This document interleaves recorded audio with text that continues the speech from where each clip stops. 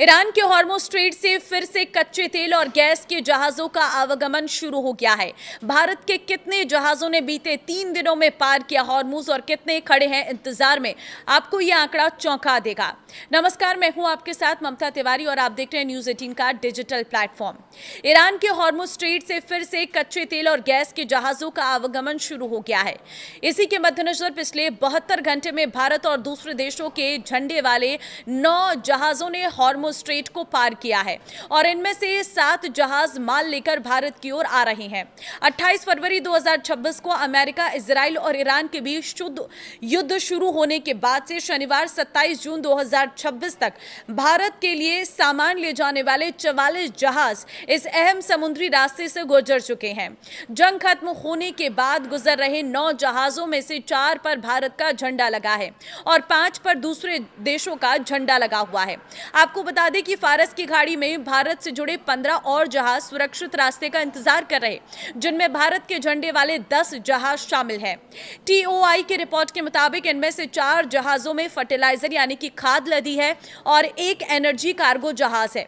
जानकारी के मुताबिक भारत के झंडे वाला बल्क कैरियर एपीजे प्रीति 2, जिसमें 65,000 टन फर्टिलाइजर लदा था, वो शनिवार को हॉर्मुज़ पार कर गया है।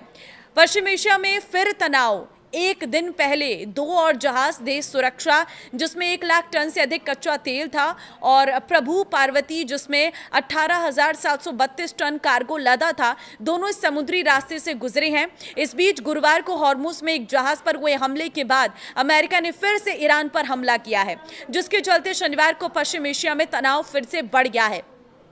देखिए, अब तक कितने जहाज गुजरे हैं। सरकारी आंकड़ों के मुताबिक 1 मार्च से 17 जून के बीच सिर्फ 19 जहाज यहां से गुजरे हैं, लेकिन 17 जून को ईरान और अमेरिका के बीच एमओयू पर साइन होने के बाद से भारत आने वाले जहाजों की संख्या बढ़कर 25 हो गई है।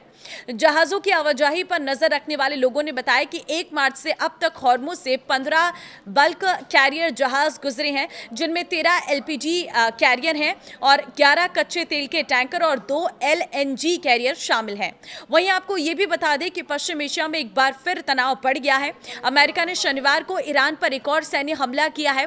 यह कार्रवाई स्ट्रेट ऑफ हॉर्मुज़ के पास पनामा के झंडे वाले एक तेल टैंकर पर हुए हमले के बाद की गई है। अमेरिका का कहना है कि ईरान ने युद्ध विराम समझौते का उल्लंघन किया, जबकि राष्ट्रपति डोनाल्ड ट्रंप ने चेतावनी दी है कि अगर ईरान नहीं माना तो उसका अस्तित्व खत्म हो सकता है।